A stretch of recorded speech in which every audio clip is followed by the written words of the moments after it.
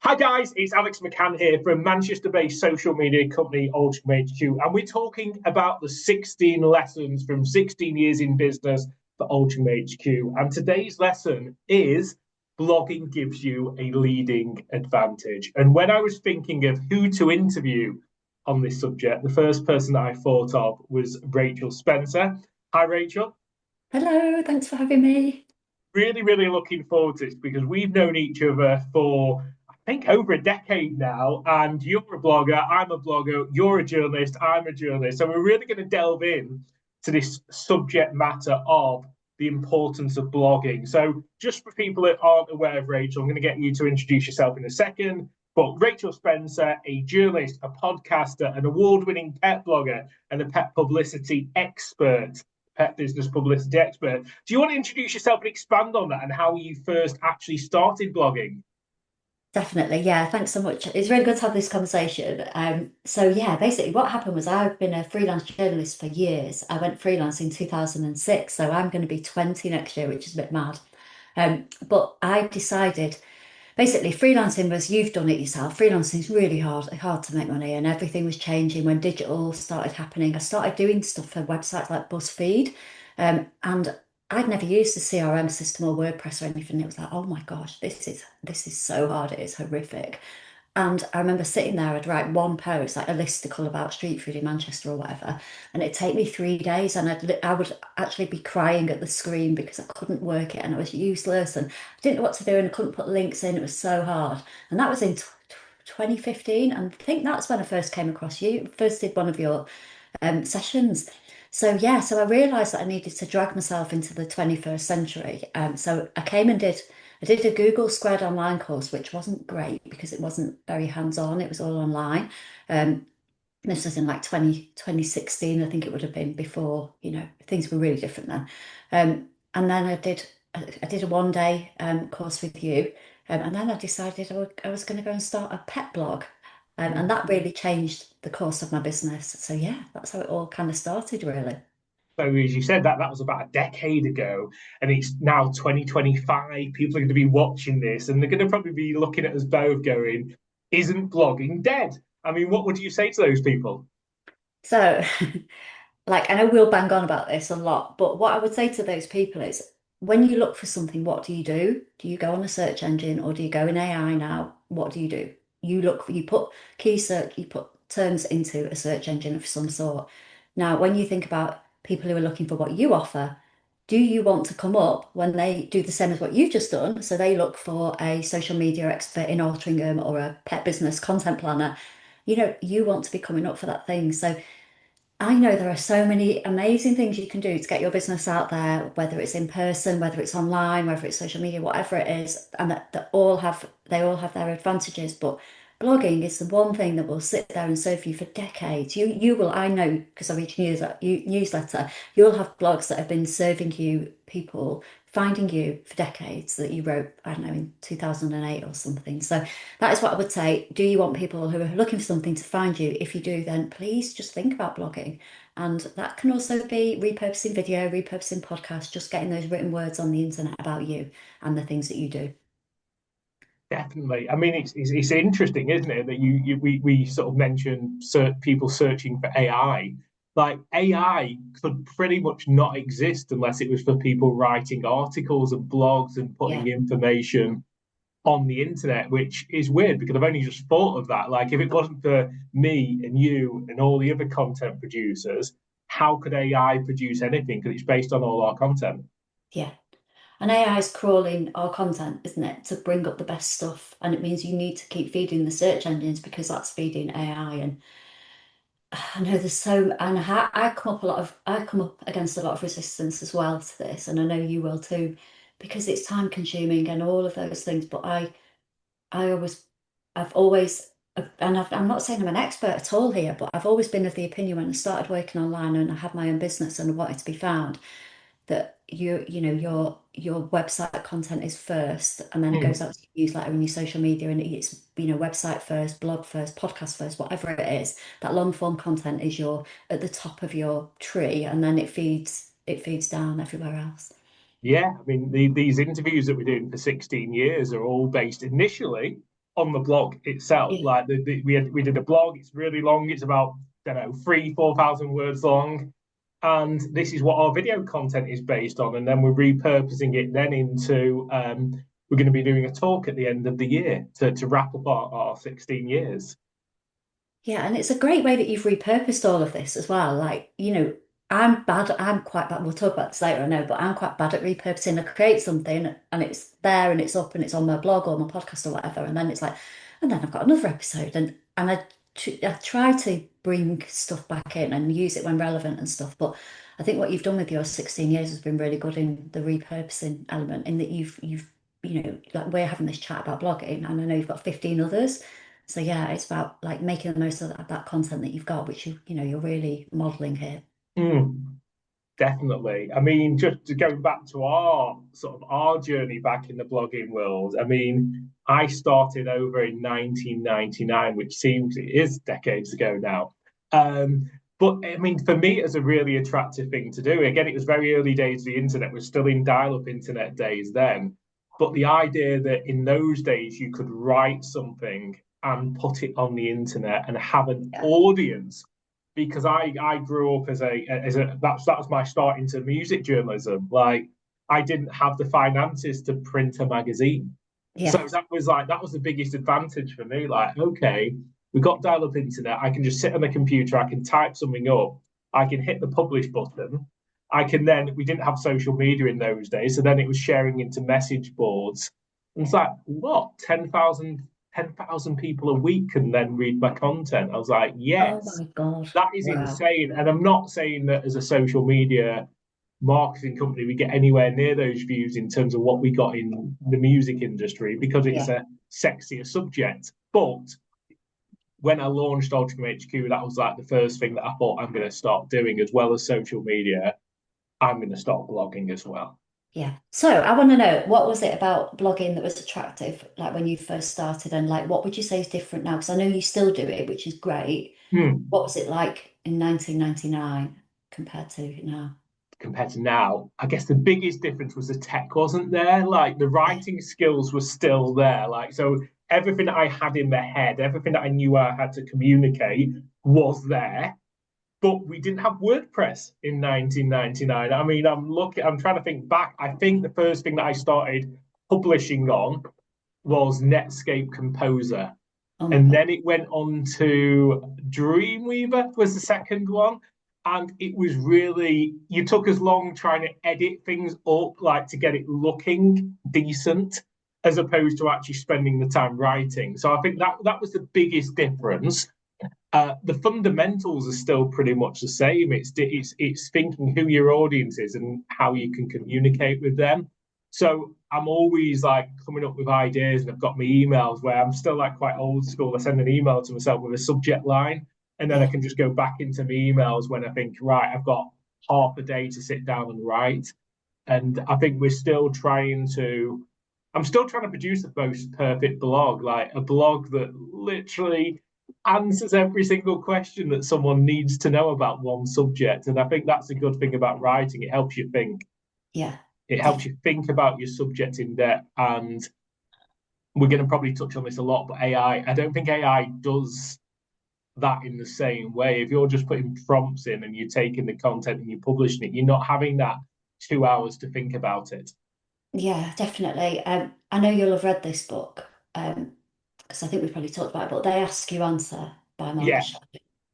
I mean, I think that's the principles that you work. The thing is, when you've got a journalism background, you are thinking, because when you go and do your training, you're thinking, okay, here is a topic. I have got, it might be a court case, it might be, a health story, it could be a music, it could be anything. But you're like, okay, what does the reader need to know? What are the questions that this reader, listener, watcher, whatever, um, viewer, needs answering? And that's the approach that we have, and that is the They Ask You. I mean, the They Ask You Answer yeah. principle of I that have book read is that book, and brilliant, isn't it? it's a really, really good book. But it was like weird for me reading it, because I'd pretty much been doing the principles for a Yeah, long time. I was like, oh, that's what I've been doing. I've been yeah, doing this, and it kind of still, as someone who'd been doing it, it still taught me extra lessons. But it's definitely worth a read for people who have never read it before. yeah. So we just touched on it briefly then, but that humans versus AI in blogging, where do you stand on that? Okay, so I love using AI and I think it's an amazing tool, and I know there are all kinds of concerns around it. And I remember like I was doing this, I did the NatWest Accelerator when I lived in Newcastle a few years ago, and I remember somebody going in there one day and someone saying, oh, blah blah blah about ChatGPT, and I can remember it was like March 2023, I think it must have been. And I just went, oh, please don't talk to me about it. Like, I can't cope with anything else. Someone had been going on about TikTok, and it's just like, oh, it's just too much. And then she was like, no, it's okay. Let me just show you how it works. So I sat down with this, and she was like a computer techie person. So she showed me a little bit of how it worked. And it was very different then because it was using stuff from 2021. It wasn't even like, Mm. you know what I mean? It was like really early days. And I thought, "Do you know what? I probably do need to get my head around this a little bit." So I do use AI a lot, and I'm definitely not an expert, but I do use it in lots of different ways, whether it's stuff for work, stuff going, stuff going on in my life. I find it really helpful. When it comes to blogging, what I would say is I do the human first approach, which is that, okay, this is a topic, what possible questions could there be? Now, I have to say, I know there are other loads of tools out there like Answer the Public and stuff, but I personally just think that actually just using what's in your head is better, because if Mm.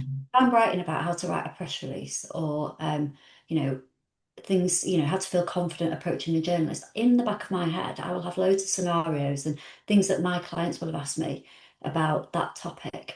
And I'll know like how to write a press release anyway, but it's about breaking it down into, if I was sitting in front of somebody, or thinking about, when I've worked with my client Claire or whoever, what did I do with them, and reliving that experience. And if it's a blog from a conversation where I thought, oh my gosh, that's going to be a really good blog post, I need to think back to that conversation and all of the questions that we had and all the subheadings.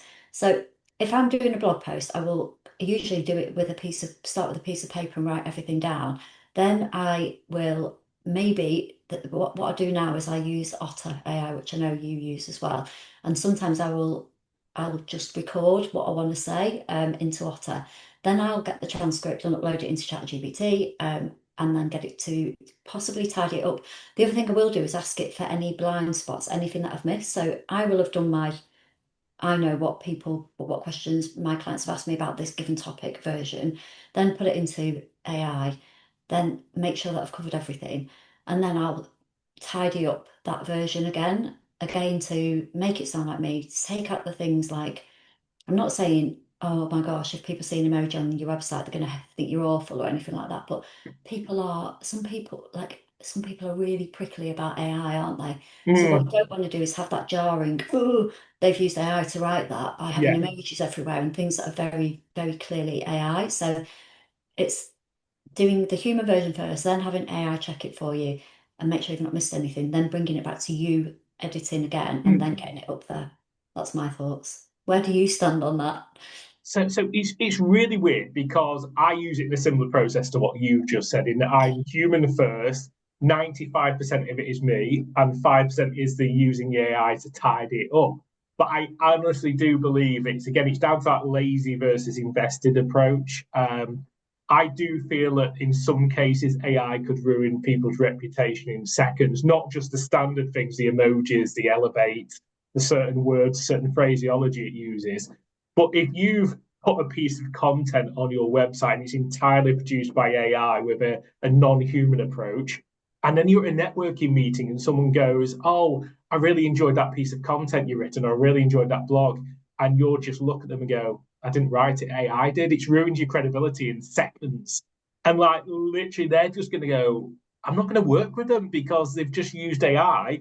How do I know that what they say on social media is the truth or what they actually understand? yeah, So I think using it in the let's save us time, the auto transcripts, yeah, the editing it up bit, because again, that's in the journalistic days, it was tape recorders for me and having to type it up. And I'm using it for the more laborious tasks that I didn't yeah, actually enjoy doing as a journalist. I'm not using it to do the research, the creativity, and so on like that. So I think there's definitely good cases for it. But if you're using it in a lazy way, I do actually think it can ruin your reputation. yeah. I agree. It's a really good point that you make there, and it is, and yeah, that total awkwardness that you'd have, wouldn't you, if you were like, oh, I can't remember anything that I said in that. Whereas even if you've just started with your idea and your thoughts and your experiences, you're gonna know something about what that person Mm. is saying, aren't you? Like, whereas if you yeah, if you've just, kind of just got AI, and also you can tell, can't you? And I don't know. I just feel like, I mean, one of the things I have with, because I don't really do any journalism anymore, but I'm still on lots of media lists. And sometimes I see stuff and I can do stuff with it for social media and stuff like that. But if I get a press release and it's been written by AI, you can tell. And Mm. it's like, oh God, like, please. And I work with clients who send out press releases on, themselves. And I'm like, please just don't get AI to do it, because you've got that one chance with that journalist to um to build a relationship, to take notice of your story. If they are okay, they might be, 19, straight out of uni and or journalism college, and they might love AI and they might think it's brilliant that you've used it. But chances are they're probably not going to be 19. They're probably going to be like, 40s like I am. And then a lot of people like my generation are quite, they want to know that that business owner has put effort into coming up with a story idea, because they know that there's the potential that they're going to get that great free publicity on that platform. Mm. So they want to know that some time, effort, thought, and everything's been put into it. I'm on my soapbox now, aren't I? But and by giving them something that is obviously AI, it's just ruining that. Whereas if you go in there with something that's really well thought through, I've seen that you've written about this particular topic, and I just wondered if this story might be of interest. I know that you live it. I've seen you write about Altrincham and the street food scene or whatever. Just making that bit of effort. Um, so yeah, you know what? You can use AI to write a press release, but just go over it all yourself and make sure it sounds like you, and it's not, it's not going to be obvious to that person that you've just got ChatGPT to do it for you. Yeah, it's using that critical thinking and Yeah. using that human intuition to understand very simple things in a lot of cases. I mean, I've seen a lot of UK social media people describe autumn as fall. And I'm like, that's a classic thing that you've borrowed the content of someone else. No one in England describes autumn as fall. It's an Yeah. Americanism. And I'm like, have you just taken that whole piece of content from ChatGPT? Or have you just nicked it from an American social media person? So we've had success in blogging and press and PR. What do you say is your single biggest blogging success, would you say? Right, this might be a bit unusual, but I did when I first started my blog. I There was this woman who I'd known when I was a journalist, and she's called Liz, and she runs this charity called Beds for Bullies, so English Bull Terriers. And I'd written this story about her because she'd adopted these two dogs who'd been used in dog fighting, and they have this horrible practice called bait dogs, where they will get a dog and they will use the dog as bait to get the dogs fired up for the dog fights. Hideous. Anyway, I'd met her, I'd not met her actually, I'd interviewed her on the phone. She's in Norfolk. And we'd done this really emotional, hard-hitting story for a newspaper. And we kept in touch. So when I started the pet blog, we were in touch on social media, and she was really struggling. She's got this rescue, and rescues, it's hard running a dog rescue anyway. But she desperately needed funds to keep her rescue going. And I did this blog post about, can you help her, Liz from Beds for Bullies, I think it was either find a new home or keep her, keep caring for these dogs. And she had a target for like £2,000 to raise. And I shared it, and like I only had a tiny audience at that point on Facebook and Instagram, I think, as well, I was doing. And people shared it and people donated, and they raised the money like within, I think it was probably within a week. And for that person, that poor lady with all of these poor dogs who've been through hell, these really horrible situations, it just made a difference to her in a really difficult time. So if I had to say like my single most blogging success, I know I've written like hundreds of different things over the years, but that's the one that really stands out because it actually really made a Mm. difference to that person. And that's the other thing, like what I find hard sometimes, I don't really do the pet blog anymore because I have to focus on what brings in money. Mm. I've got my coaching business. I've also got Holiday Cottage, and I do some work in my dad's old business as well. My dad died in like 2016. But I'm part of that business too. So the pet blog does go neglected, and there are so many people doing really good things out there that, I'd love to have the time to write about. I can't, because every blog takes, hours to do, Mm. doesn't it? But yeah, I would say that that's the one that really stands out. Yeah, Sounds good. It's good when you make a difference. We just had a it wasn't necessarily something we'd written, it was something that someone sent us. It was a charity story recently. And unfortunately, it's a young child got a rare form of cancer, and he sent us a yeah, story. And when he sent it, as I looked on their sort of GoFundMe page, and they raised about £9,000 at the time, and we pushed it on our Facebook page. And it's not just our Facebook page; it went elsewhere as well. But it's now up to like £47,000 with okay. 9,000, and that's only in the last week or so. And it just keeps Yeah, growing and growing and growing and growing. And I think the traditional media are going to pick up at that on some stage as well. yeah, definitely. Wow, that's amazing. Um, Now, I'm really bad at this. I touched on this before, but repurposing. So I write blogs or make podcasts, and then I don't repurpose them enough. You are good at repurposing. So talk us through like the different things you do when you're repurposing a blog. Yeah. So obviously, you spend this huge amount of time, as you said, hours writing this blog. And then the frustrating thing is, none of the social media platforms like the links. So if you post it on Facebook, they don't like included links. If you include it on LinkedIn, they don't like the links. Even Twitter in the old days doesn't like the links. So you've got to find ways to not just spend that time so it goes nowhere. So what I try and do, the first thing that I always try and do is turn it from written pieces of word into some form of graphic or photo that then can be posted on social media. So that's generally the first stage. And usually, if it's a listicle style article like 7 reasons, 10 reasons, 12 reasons, you've essentially then got 12 pieces of content to post out there as a bare minimum. Yeah, Then obviously we're doing things like this. We then turn it into video content where possible. I'm going to be doing a lot more of that. But probably the other biggest thing that I try and do is, particularly when it's what I call evergreen style content, I try and turn it into in-person presentations. So a lot of like this, I said I'm doing a talk at the end of the year about these 16 lessons. But there's also the What's New in Social Media blog, which every so often I'll give like a periodic, a quarterly update yeah, into an in-person networking event. And I'm like, that's the thing. If you're spending huge amounts of time doing something like this, you've got to use it in lots of different ways, and you've got to work on the distribution as much as the actual act of writing and producing the content. So I'm always like, I've got to get these pieces of content over the line of getting at least 100 readers on these actual pieces of blog, and many get into thousands, thousands, thousands. yeah. But the bare minimum is to get to the 100 mark. And I That's know if I really get to the interesting. 100 mark in terms of the readers, that is going to convert into clients. Yeah, I really like that approach. Yeah, it's just something I do, and it's something you learn from elsewhere. Like when as you know, I used to work in music. I'm obsessive about Yeah. music, and like kind of like I always see that if you've listened to an album and you listen to like 100, it's called scrobbles or 100 streams of an album, you kind of invested in that album. Mm, And I feel like it's the same on blog content.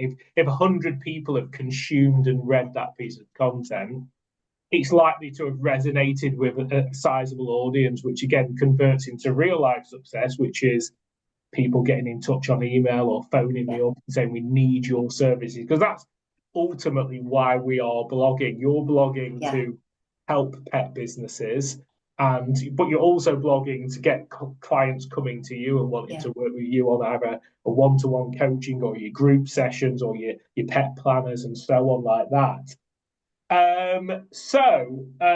We've got a last couple of questions. I'm just looking on there. What is your big blogging do and your Mhm. big blogging don't? Oh, okay. So big blogging do is like put you and your, I know we've touched on this, but really put you and your personality into what you write so people can read it. When I used to work on newspapers, my friends used to read stories and they go, I knew you wrote that before I looked at the byline because we've all got our own voices, haven't we?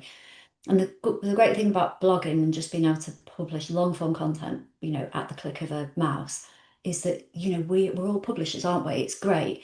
So it's a really good way for you to put across your way of working, your approach, your values, what you're all about, what you care about, what you stand for, all of that into a blog. So that's a big do. The other thing I would also do as well is as you were talking about, when you were saying about generic AI content, let's say if you did, 10 things to consider before you go to a networking event, what AI would churn out compared to what you would say would be totally different. And that's what's great about blogging. The other thing I would say as well is that if you can use examples, case studies, do get those stories in there. So I know you talk about your clients, you've just shared that charity story. I talk regularly about, my client Sarah who did blah blah blah, or my Claire who I worked with did XYZ. Bring those to life, and also by including other people in your content, and tagging them as well. They might share that, and you've got that reciprocal link building and all those good things. So put as much of you into your content as possible. And the big don't is like, there's probably a few, but the main one is like, don't use AI and put a load of rubbish on your website. And then the other one is like, don't give up with it, or don't just think, and the big, yeah, like open your mind to this stuff. And what we said earlier about, do you want to be found for something? If you do, then give it a go. Like I used to always try and get, when I used to help people with blogging, I used to just try and get them to post one post a month for 6 months and see what happens. So don't give up with it. And always, be thinking, what's in it for them, what's in it for the reader, or the viewer or the listener. So I think they would be mine. I've got so many more, but I think they're my big ones. The main do is, do put you into it, and then my main don't would be, keep going, don't give up. What would Mm. you say your do's and don'ts are? Very similar. In fact, our biggest blogging do is keep at it. Like blogging is for life. I've written for Altrincham HQ, the social media company. I think it's 680 pieces of content. Now that is about one a week. I was Yeah. actually with a company earlier. I was in a company last week, and they produce about 100 pieces of content a month.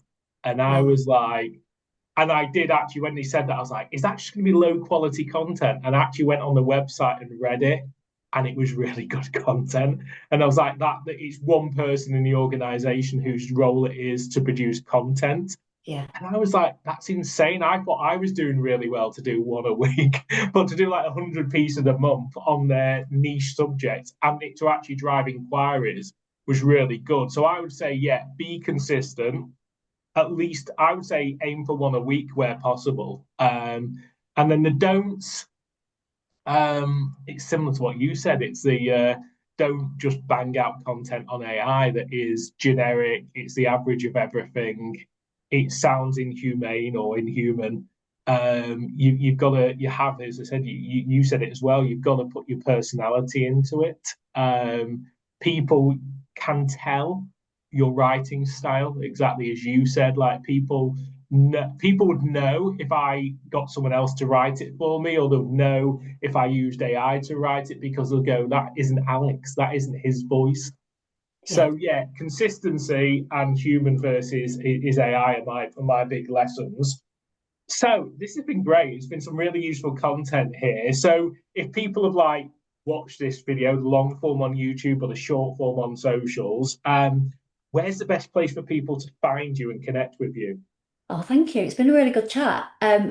So I'm easy to find. My website is rachelspencer.co.uk, and I am at Rachel Spencer UK on all platforms. So mostly, I would say I'm on LinkedIn, Facebook, Instagram. I'm not very good at TikTok, but let's not talk about that. Absolutely perfect. So yeah, everyone, all go and follow Rachel. If this is your first time you've come from Rachel's audience to ourselves, I'm at Altrincham HQ across everything apart from LinkedIn, where I'm mainly as Alex McCann.